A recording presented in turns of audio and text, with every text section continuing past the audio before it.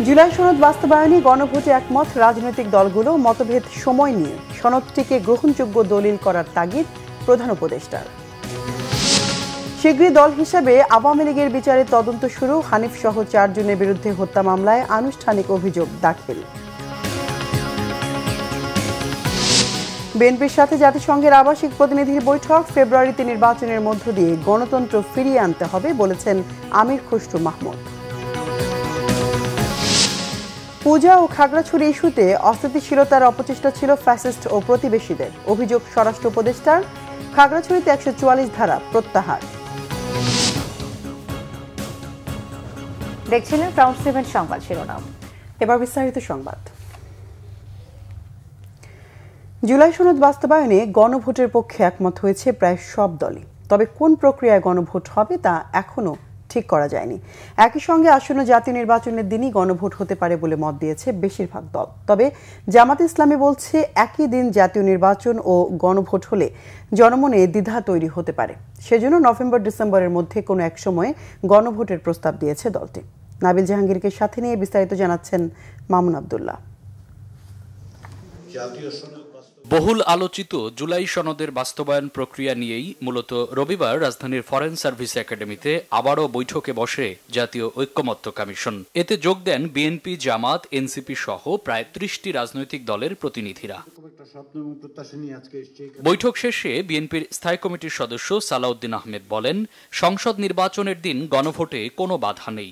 আগামী সংসদ গণভোটের রায় মানতে বাধ্য থাকবে বলেও জানান তিনি।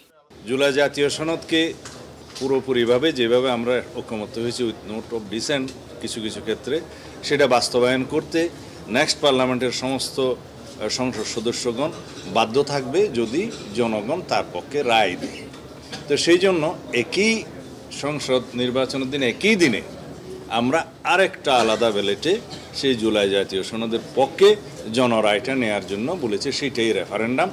এই রেফারেন্ডাম অনুষ্ঠানের জন্য আমাদেরকে কনস্টিটিউশনে কোনো অ্যামেন্ডমেন্ট আগে আনতে হবে না। তবে এর বিরোধিতা করে 106 অনুচ্ছেদ ব্যবহার করে বিচার বিভাগের পরামর্শ নিলে ভবিষ্যতে তা চ্যালেঞ্জের মুখে পড়তে পারে বলে মত দেন জামাত নেতারা। গণভোট জাতীয় নির্বাচনের আগেই চায় দলটি। আমাদের অবস্থান যদিও আগে সংবিধান আদেশ ছিল, আমরা বলেছি হ্যাঁ, জাতির স্বার্থে দলীয় অবস্থানকে আমরা একটু মডিফাই করেছি, করে আমরা গণভোটের ব্যাপারে একমত হয়েছি। এবং এটাও আমরা বলেছি, এই গণভোটের রেজাল্ট যদি আমাদের বিপক্ষ যায়, আমরা এখানে ছাড় দেব। জাতির রায়, জনগণের রায়কে আমরা মেনে নেব। এদিকে সংবিধান আদেশের মাধ্যমে গণভোট চায় এনসিপি। একই সঙ্গে আগামী সংসদকে 2টি দায়িত্ব নেয়ার কথাও বলছে তারা। আজকে আমরা কমিশনকে বলেছি যে এই যে বিভিন্ন রাজনৈতিক দল যে কথাগুলো বলল, ভাষাগত ভিন্নতা বাদ দিলে মোটামুটি স্পিরিটের দিক থেকে সবাই এক জায়গায় এসেছে যে জুলাই সনদের আইনি ভিত্তি এবং সাংবিধানিক ভিত্তি দিতে হবে। এই স্পিরিটটাকে কমিশন এখন পরবর্তী সভায়, সেটা আগামীকালকে হোক কিংবা পরশুদিন হোক, তারা চাইলে এক পাতায় একটা ডকুমেন্ট, একটা প্রস্তাব আমাদের সামনে নিয়ে আসতে পারে। তাহলেই কিন্তু আলোচনাটা একটা শেষের দিকে বা পরিণতির দিকে যাবে।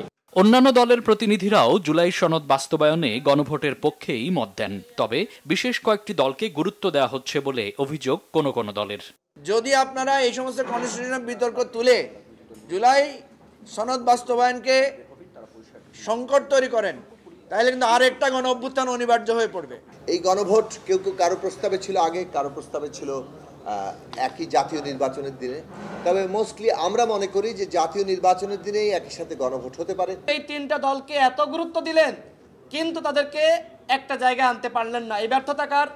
এই ব্যর্থতা ডক্টর মোহাম্মদ ইউনূস স্যারের, যে তিনি 3টা দলকে এত গুরুত্ব দেওয়ার পরে সেই 3টা দল তাদের কথা শুনছে না। জনগণের সম্মতি নিতে গণভোটে সব দল একমত হওয়ায় এটিকে বড় ধরনের অর্জন উল্লেখ করে সংস্কার টেকসই করায় জোর দেন কমিশনের সহসভাপতি অধ্যাপক আলী রিয়াজ। জুলাই জাতীয় সনদ 2025 বাস্তবায়নের জন্য জনগণের অংশগ্রহণ নিশ্চিত করা, তাদের সম্মতির জন্য একটি গণভোট অনুষ্ঠানের ব্যাপারে সকল রাজনৈতিক দলই একমত হয়েছেন। আমরা অত্যন্ত আশাবাদী যে অন্যান্য বিষয়গুলোতেও আমরা রাজনৈতিক দলগুলোর মধ্যে ঐক্যমত্য গড়ে তুলতে পারব। কয়েকদিনের মধ্যেই চূড়ান্ত সনদ সরকারের কাছে দেয়া সম্ভব বলে কমিশনের সহসভাপতি জানিয়েছেন।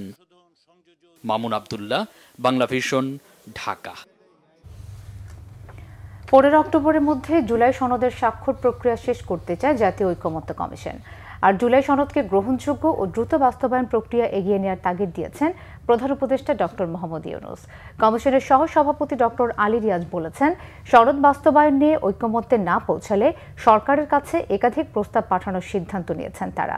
রিপোর্ট সৈয়দ আব্দুল মুহিতের। জুলাই সনদের সার্বিক পরিস্থিতি নিয়ে রাষ্ট্রীয় অতিথি ভবন যমুনায় প্রধান উপদেষ্টা ডক্টর মোহাম্মদ ইউনূসের সাথে বৈঠক করে জাতীয় ঐকমত্য কমিশন। এ সময় কমিশনের কাজের অগ্রগতিতে সন্তোষ প্রকাশ করেন তিনি। কমিশনের সহসভাপতি অধ্যাপক আলী রিয়াজ প্রফেসর ডক্টর ইউনূসকে জানান, খুব শীঘ্রই জাতীয় ঐকমত্য কমিশন অন্তর্বর্তীকালীন সরকারের কাছে চূড়ান্ত প্রতিবেদন জমা দেবে। খোঁজখবর রাখছেন এবং আবারও আজকে সকালের বৈঠকে তিনি অত্যন্ত দ্রুততার সঙ্গে কাজ এগিয়ে নিয়ে যাওয়া এবং বাস্তবায়ন প্রক্রিয়া সহ বিশেষ সনদের জায়গাতে সনদকে সকলের গ্রহণযোগ্য করে সকলের স্বাক্ষরিত একটি রাজনৈতিক দলিলে পরিণত করা যায় কিনা সে বিষয়ে আমাদের তাগিদ দিয়েছেন। পরে জুলাই সনদের বাস্তবায়ন নিয়ে রাজনৈতিক দলগুলোর সাথে বৈঠক করছে ঐকমত্য কমিশন। রাজধানীর ফরেন সার্ভিস একাডেমিতে বৈঠকের শুরুতে বক্তব্য দেন কমিশনের সহসভাপতি আলী রিয়াজ। তিনি জানান, রাজনৈতিক দলগুলো জুলাই সনদের বিষয়ে একমত হলে এ বিষয়ে চূড়ান্ত সিদ্ধান্ত নেওয়া হবে। কমিশন মনে করে সম্ভবত আপনারা সকলে মিলে আলাপ আলোচনার মধ্যে দিয়ে এক জায়গায় আসতে পারবে। যদি সেটা না হয়, আমরা কমিশনের পক্ষ থেকে সিদ্ধান্ত নিয়েছি সেটা হচ্ছে যে কমিশন একাধিক বাস্তবায়ন প্রক্রিয়া সম্পর্কে প্রস্তাব দেবে। অবশ্যই 15 অক্টোবরের আগে এই প্রক্রিয়া শেষ করতে হবে। সামনে নির্বাচনের প্রক্রিয়ার সঙ্গে আমরা দেখতে পাচ্ছি যে রাজনৈতিক দলগুলোর বিভিন্ন সাংগঠনিক ব্যস্ততা আছে, নির্বাচনী প্রস্তুতি আছে, আপনারা বিভিন্ন এলাকায় যাচ্ছেন, সেগুলো যেন বাধাবিঘ্ন না হয় সেটা আমরা করতে চাই। তাছাড়া মেয়াদের দিক থেকে 15 অক্টোবরই হবে, তারও আগে আমরা এটা শেষ করতে চাই। 2 ধাপে রাজনৈতিক দলগুলোর সাথে আলোচনায় 84টি সংস্কার প্রস্তাব বিষয়ে একমত হয় কমিশন। এর বাস্তবায়ন পদ্ধতি নিয়ে 3য় ধাপে রাজনৈতিক দলগুলোর সাথে বৈঠকে বসে ঐকমত্য কমিশন। সৈয়দ আব্দুল মুহিত, বাংলা ভিশন, ঢাকা। রাজধানীর উত্তরায় বৌদ্ধদের শেষকৃত্যের জন্য জায়গা বরাদ্দ করে দেয়ায় প্রধান উপদেষ্টাকে বিশেষভাবে কৃতজ্ঞতা জানিয়েছে বৌদ্ধ সম্প্রদায়। প্রবরণা পূর্ণিমা উপলক্ষে রাষ্ট্রীয় অতিথি ভবন যমুনায় প্রধান উপদেষ্টা ডক্টর মোহাম্মদ ইউনূসের সঙ্গে শুভেচ্ছা বিনিময় করেন বৌদ্ধ ধর্মের নেতারা। তারা প্রবরণা পূর্ণিমার মাহাত্ম্য বর্ণনা করে প্রধান উপদেষ্টাকে শুভেচ্ছা অভিনন্দন জানান। প্রধান উপদেষ্টাকে বিহার পরিদর্শনেরও আমন্ত্রণ জানান। শ্মশানের জন্য অন্তর্বর্তী সরকারকে ঢাকায় স্থান বরাদ্দের বিষয়টি অবহিত করার 10 দিনের মধ্যেই বরাদ্দ দেওয়া হয়। বৌদ্ধ ধর্মের নেতারা বলছেন, এটা ইতিহাসে অনন্য হয়ে থাকবে। ঢাকায় বৌদ্ধ ধর্মের কেউ মারা গেলে শেষকৃত্যের জন্য বহু পথ পাড়ি দিয়ে চট্টগ্রামে যেতে হতো। বৈঠকে এবছর কঠিন চিবরদান উদযাপনের প্রস্তুতি সম্পর্কে প্রধান উপদেষ্টাকে অবহিত করা হয়েছে। এছাড়া সার্বক্ষণিক সহযোগিতার জন্য ধর্ম মন্ত্রণালয় ও পার্বত্য চট্টগ্রাম মন্ত্রণালয়ের প্রতি বিশেষ কৃতজ্ঞতা ও ধন্যবাদ জানিয়েছেন বৌদ্ধ নেতারা। পাশাপাশি তীর্থযাত্রার জন্য সরকারি ব্যবস্থাপনা, বৌদ্ধ পণ্ডিত, ধর্মগুরু ও দার্শনিক অতীশ দীপঙ্করের নামে সরকারিভাবে একটি জ্ঞান চর্চা কেন্দ্র গড়ে তোলা সহ বিভিন্ন দাবির বিষয়ে প্রধান উপদেষ্টাকে অবহিত করেন তারা।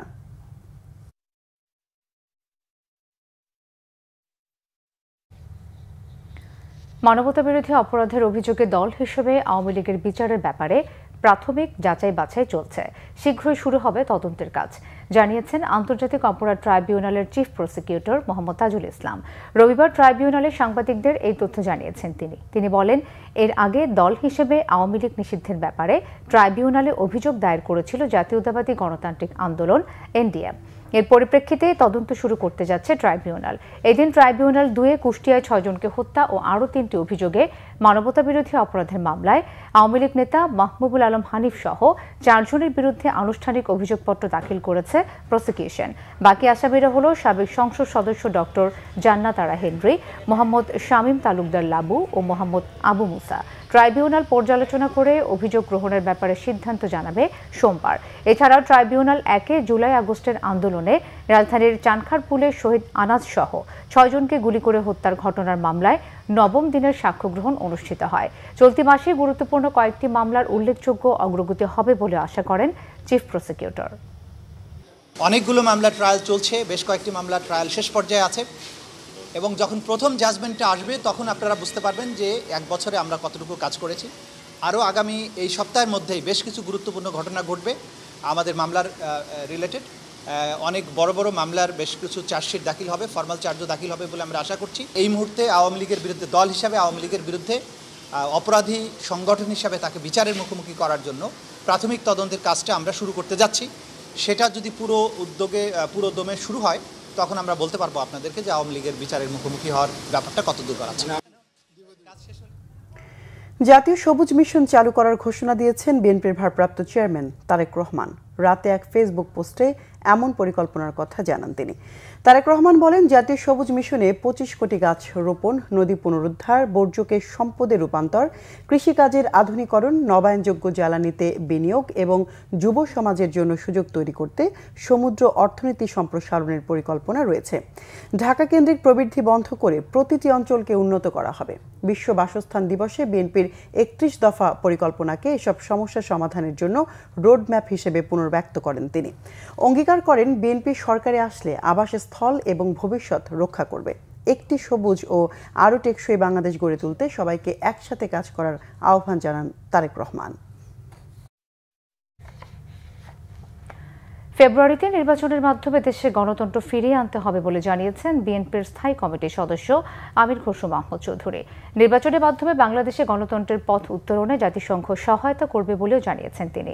দুপুরে বিএনপি চেয়ারপারসনের গুলশানের রাজনৈতিক কার্যালয়ে জাতিসংঘ আবাসিক মিশনের একটি প্রতিনিধি দলের সঙ্গে বৈঠক শেষে সাংবাদিকদের একথা বলেন তিনি।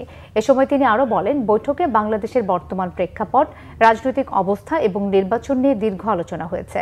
আমির খসরু বলেন, বৈঠকে রোহিঙ্গা প্রত্যাবর্তন নিয়ে আলোচনা হয়েছে। কিভাবে রোহিঙ্গা প্রত্যাবর্তন হবে এবং এ বিষয়ে কিভাবে জাতিসংঘ বাংলাদেশকে সহায়তা করবে তা নিয়ে আলোচনা হয়েছে বলেও জানান বিএনপির এই স্থায়ী কমিটির সদস্য। বাংলাদেশে গণতান্ত্রিক আন্দোলনে ভূমিকা রাখায় ঢাকাস্থ জাতিসংঘ আবাসিক সমন্বয়কারী গোয়েন লুইসকে ধন্যবাদ জানান আমির খসরু মাহমুদ চৌধুরী। সবচেয়ে বড় চাহিদা হচ্ছে এই জনগণের এই মুহূর্তে গণতান্ত্রিক অর্ডার ফিরিয়ে আনতে গেলে একটা খুব সহসা একটা নির্বাচনের মাধ্যমে সেই কাজটা আমাদেরকে করতে হবে।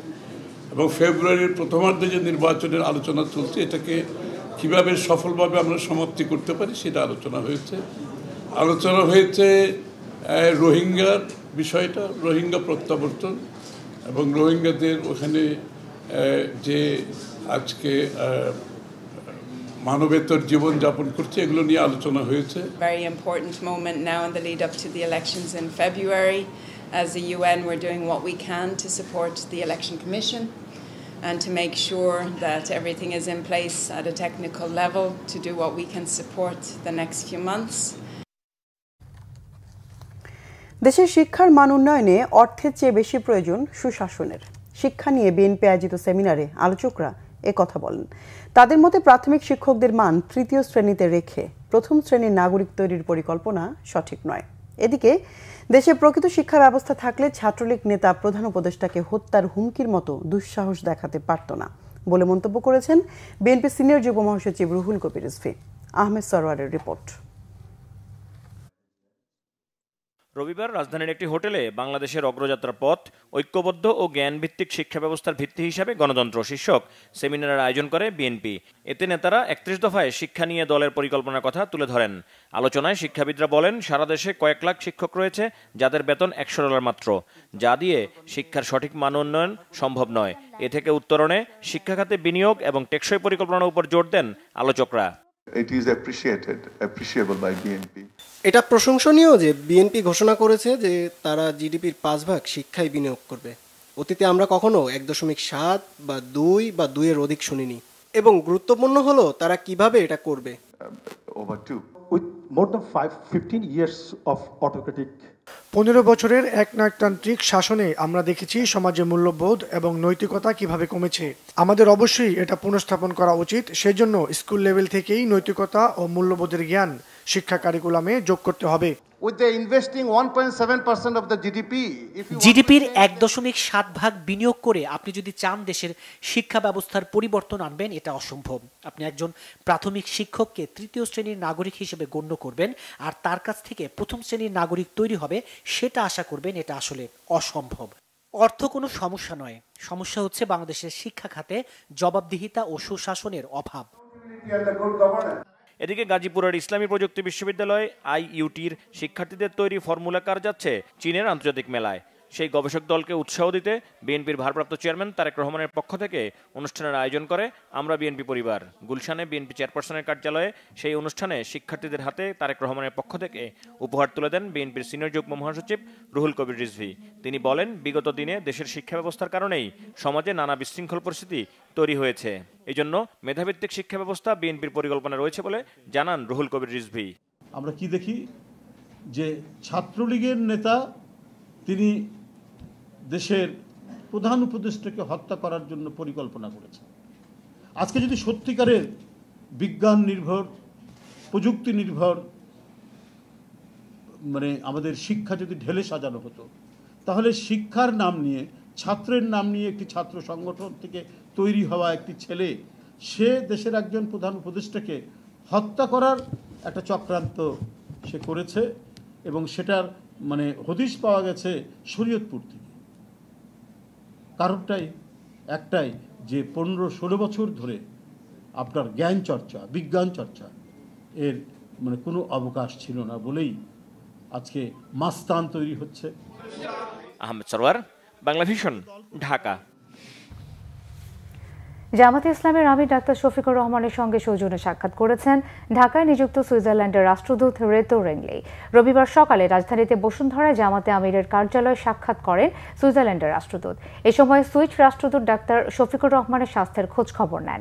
পরে অনুষ্ঠিত বৈঠকে বাংলাদেশের সার্বিক পরিস্থিতি, বাংলাদেশ ও সুইজারল্যান্ডের বিনিয়োগ এবং আন্তর্জাতিক সম্পর্ক সহ স্বার্থ সংশ্লিষ্ট বিষয় নিয়ে আলোচনা হয়। বাংলাদেশের প্রতি ভবিষ্যতে সুইজারল্যান্ডের দৃঢ় সমর্থন থাকবে বলেও জানান দেশটির রাষ্ট্রদূত। বৈঠকে উপস্থিত ছিলেন সুইজারল্যান্ড দূতাবাসের হেড অব পলিটিক্যাল ইকোনমিক এবং কমিউনিকেশন অ্যাফেয়ার্স আলবের্তো জিওভানেত্তি। জামাত ইসলামের পক্ষে ছিলেন দলের সহকারী সেক্রেটারি জেনারেল এহসানুল মাহমুদ জুবায়ের, পররাষ্ট্র বিষয়ক উপদেষ্টা প্রফেসর ডক্টর মাহমুদুল হাসান।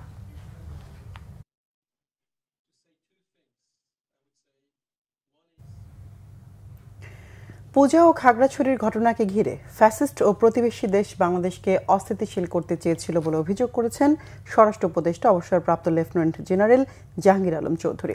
সচিবালয়ে আইনশৃঙ্খলা সংক্রান্ত কোর কমিটির বৈঠক শেষে তিনি এই কথা বলেন। স্বরাষ্ট্র উপদেষ্টা বলেন, ভারতের পূজা মণ্ডপে ডক্টর মোহাম্মদ ইউনূসের চেহারার সাথে মিল রেখে অসুরের প্রতিমার সাথে বাংলাদেশি অসুরের মুখে দাড়ি লাগানোর যোগসূত্র রয়েছে।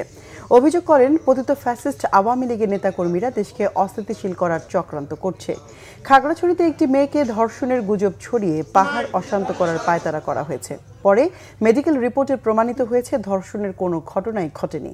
দেশের আইনশৃঙ্খলা পরিস্থিতি আগের তুলনায় ভালো দাবি করে উপদেষ্টা বলেন, আগামী নির্বাচনে আইনশৃঙ্খলা পরিস্থিতি ঠিক রাখতে করণীয় নিয়ে আলোচনা হয়েছে। ধর্ষণের অভিযোগ তুলে পার্বত্য চট্টগ্রামকে অশান্ত করা এবং শারদীয় দুর্গাপূজার মণ্ডপে অসুরের মুখে দাড়ি লাগিয়ে সাম্প্রদায়িক সম্প্রীতি নষ্ট করার চক্রান্তে পেছনে ফ্যাসিস্টদের দোসরদের মদত রয়েছে, যা ইতিমধ্যে প্রতিমান হয়েছে। একটি পার্শ্ববর্তী দেশ দুর্গাপূজার প্রতিমা তৈরি করার সময় আমাদের মাননীয় প্রধান উপদেষ্টাকে যেভাবে নিন্দনীয়ভাবে উপস্থাপন সংবাদ পাওয়া গেছে এবং অসুরের মুখে দাড়ি দেওয়ার কাজটির মধ্যেও তারই যোগসূত্র দেখা যাচ্ছে, কিন্তু তাদের সেই ষড়যন্ত্র সফল হয়নি। গতবারের ন্যায় এবারও সারা দেশে শারদীয় দুর্গাপূজা শান্তিপূর্ণ, নিরাপদ, নির্বিঘ্ন এবং উৎসবমুখর পরিবেশে অনুষ্ঠিত হয়েছে। খাগড়াছড়িতে ভোর ৬টা থেকে ১৪৪ ধারা প্রত্যাহার করেছে জেলা প্রশাসন। এর আগে জম্মু ছাত্র জনতার ব্যানারে ডাকা সড়ক অবরোধ স্থায়ীভাবে প্রত্যাহার করায় স্বাভাবিক হয়ে আসে পরিস্থিতি। জম্মু ছাত্র জনতার মিডিয়া সেল থেকে বলা হয়েছে, গত ১ অক্টোবর প্রশাসনের সাথে দ্বিতীয় দফা বৈঠকে ১৪৪ ধারা প্রত্যাহার ও হত্যাকাণ্ডে জড়িতদের দৃষ্টান্তমূলক শাস্তি এবং ক্ষতিগ্রস্তদের মানবিক সহায়তা সহ ৮ দফা দাবি তুলে ধরা হয়। প্রশাসনের পক্ষ থেকে দাবিগুলো বাস্তবায়নের আশ্বাসে সড়ক অবরোধ প্রত্যাহারের সিদ্ধান্ত নেওয়া হয়েছে। তবে দাবি আদায় না হলে আবারও কঠোর কর্মসূচির হুঁশিয়ারিও দেন তারা। পরিস্থিতি স্বাভাবিক হওয়ায় ৮ দিন পর আজ ভোর ৬টা থেকে ১৪৪ ধারা প্রত্যাহার করে প্রশাসন।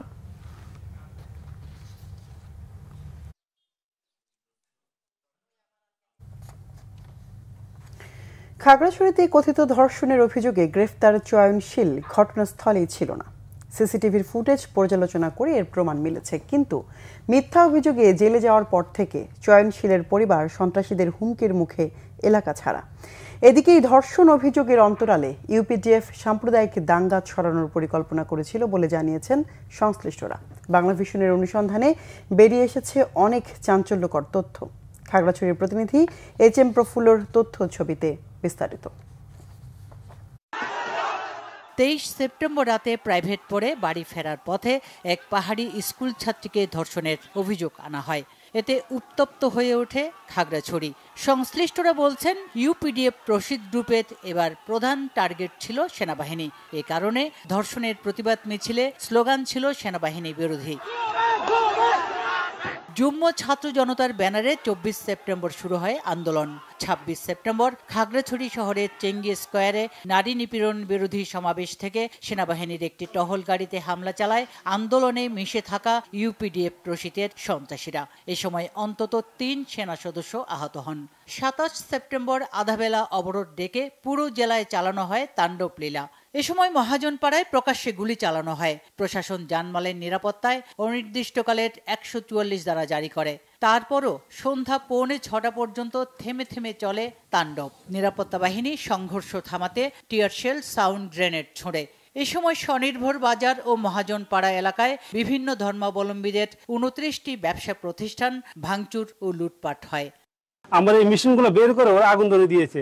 আমার যত কাস্টমার কাপড় ছিল, অর্ডারি কাপড় ছিল, সবগুলো পর্যন্ত ওরা লুটপাট করে নিয়ে গেছে। পাহাড়ি সন্ত্রাসীরা আমার লুটপাট করে আমার আজকে এই পুরো সর্বনাশ করে দিল আমাকে। প্রায় আমার 6 থেকে 7 লাখ টাকা ক্ষতিগ্রস্ত। এখন আমরা নিঃস্ব হয়ে গেছি, অসহায় হয়ে গেছি। যে সম্পদগুলো নষ্ট হয়ে গেছে এই সম্পদগুলো কে দেবে আমাদেরকে? Guimara region commander brigadier general Mohammad Abul Kalam Shamsuddin Rana বলেন, বড় ধরনের ষড়যন্ত্রের অংশ হিসেবে খাগড়াছড়িতে সফল না হয়ে গুইমারায় সহিংসতা চালিয়েছে ইউপিডিএফ। আমরা সজাগ আছি। আমাদের আভিযানিক যে কর্মকাণ্ড, আমরা সকল আভিযানিক কর্মকাণ্ড সম্পূর্ণ সুন্দরভাবে করে যাচ্ছি এবং আমাদের সর্বোচ্চ প্রচেষ্টা দিয়ে আমাদের এই পার্বত্য এলাকার যেই শান্তি, সম্প্রীতি এবং শৃঙ্খলা সেটা আমরা অবশ্যই বজায় রাখব। এদিকে কথিত ধর্ষণের অভিযোগে যে চয়নশীলকে গ্রেফতার করা হয়েছিল, ঘটনার সময় তাকে দেখা গেছে খাগড়াছড়ি বাজারের একটি জুয়েলারি দোকানে। এই সংক্রান্ত সিসিটিভির ফুটেজ বাংলা ভিশনের হাতে এসেছে। মেডিকেল রিপোর্টে ধর্ষণের 10টি সূচকের সবগুলোই স্বাভাবিক। ফলে নিরপরাধ চয়নশীলের মুক্তির দাবি জানিয়েছে পরিবার সহ সনাতন সম্প্রদায়ের নেতারা। দায়ীদেরকে দৃষ্টান্তমূলক শাস্তি দিয়ে যাতে পুনরায় এই নাটক পুনরাবৃত্তি না হয়, এটার জন্য আপনারা প্রশাসন একটা ব্যবস্থা নেবে বলে আমি আশা করি। আমাদের দোকান ভাঙচুর যারা করছে, আমি এদের বিচার চাই, আর আমার ছেলের নিঃস্বার্থ মুক্তি চাই।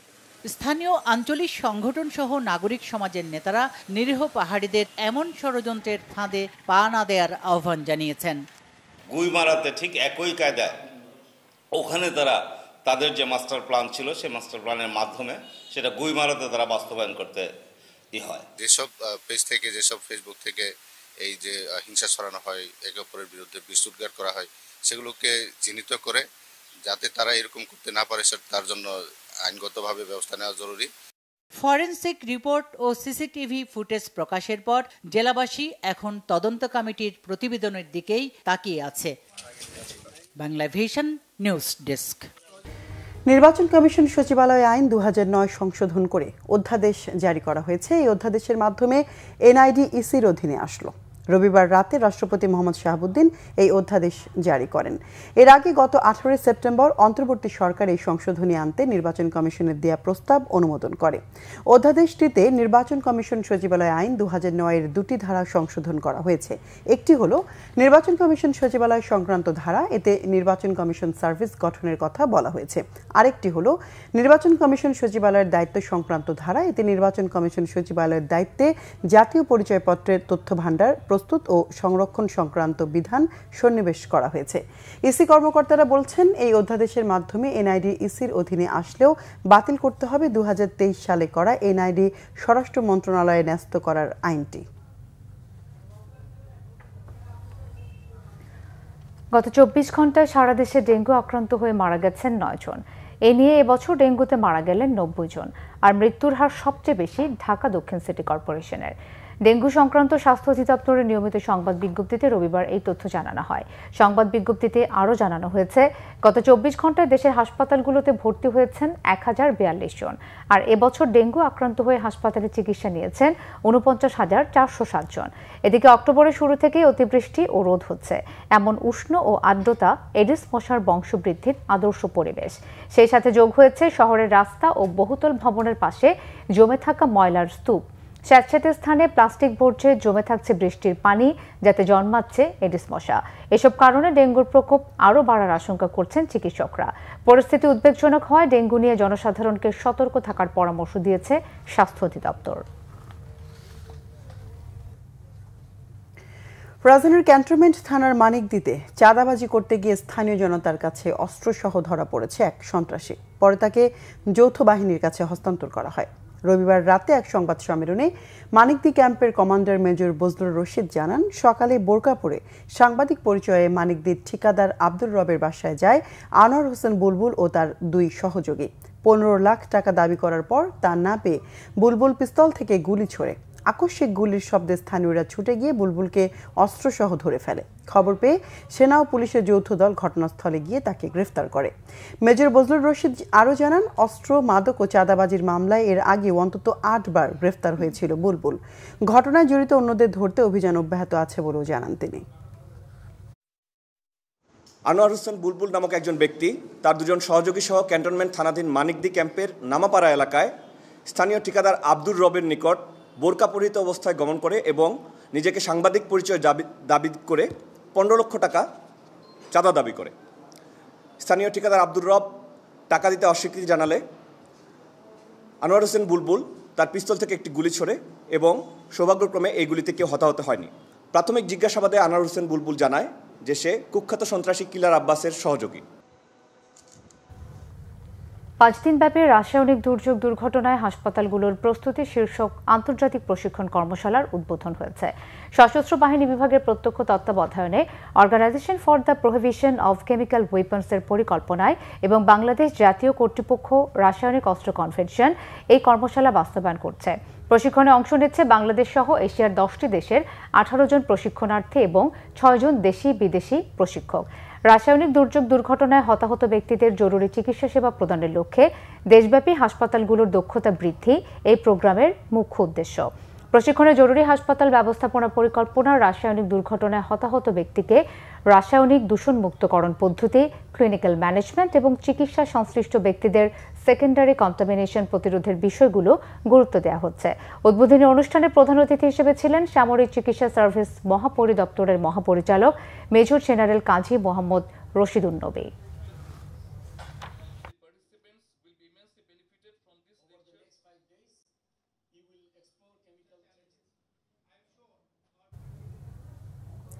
আরও কিছু খবর নিয়ে দেখুন ডেস্ক রিপোর্ট।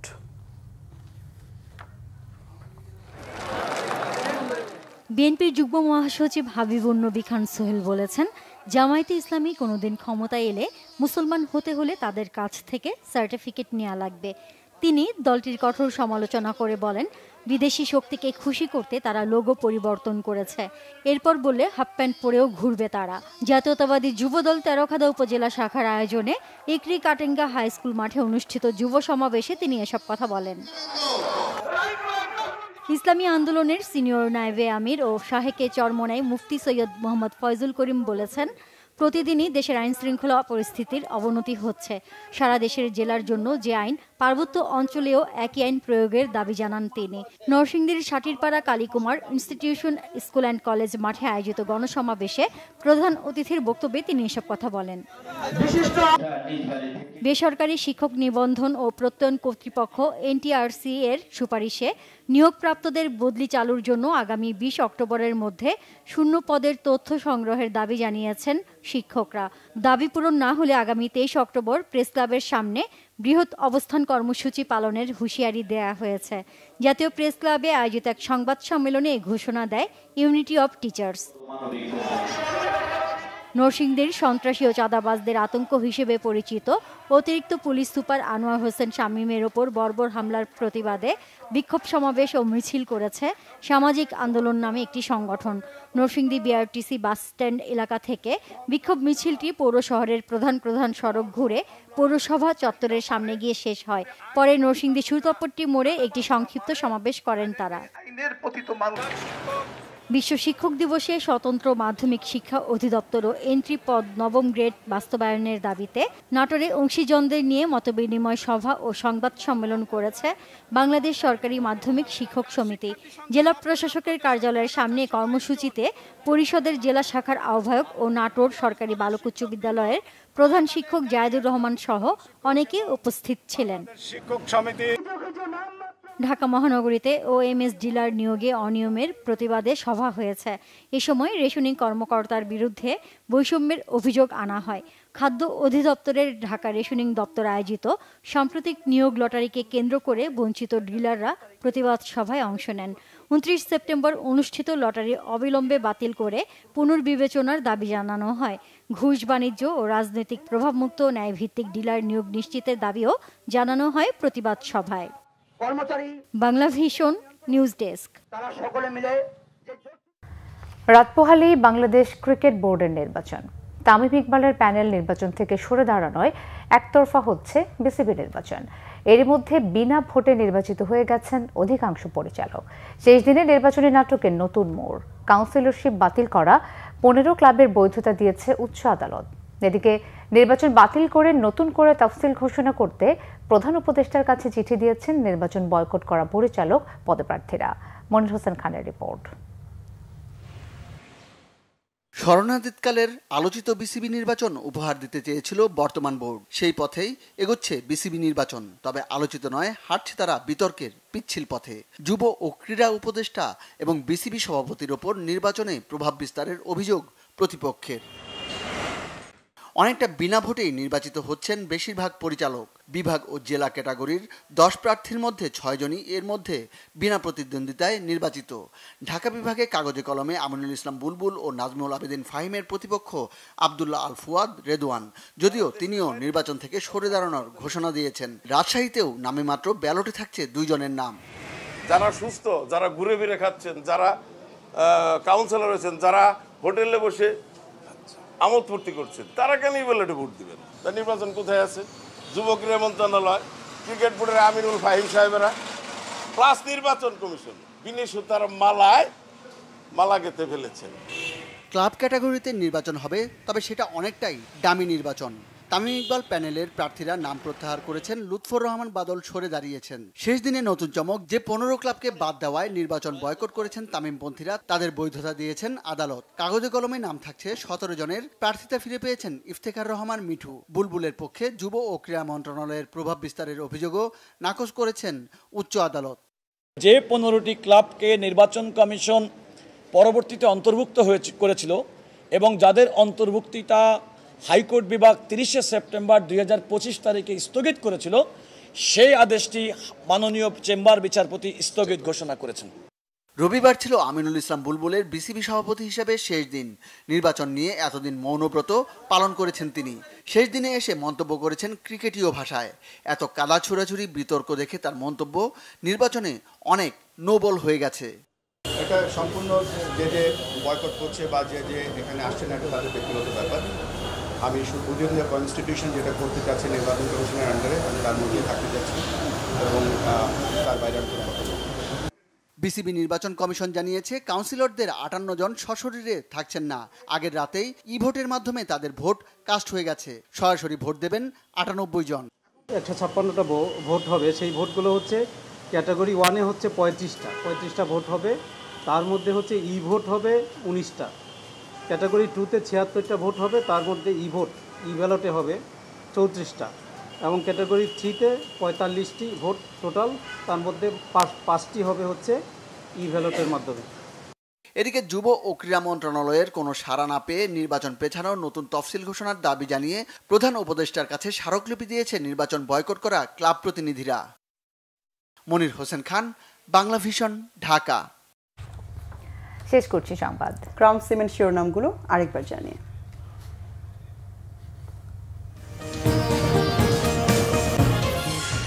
জুলাই সনদ বাস্তবায়নে গণভোটে একমত রাজনৈতিক দলগুলো, মতভেদ সময় নিয়ে সনদটিকে গ্রহণযোগ্য দলিল করার তাগিদ প্রধান উপদেষ্টার।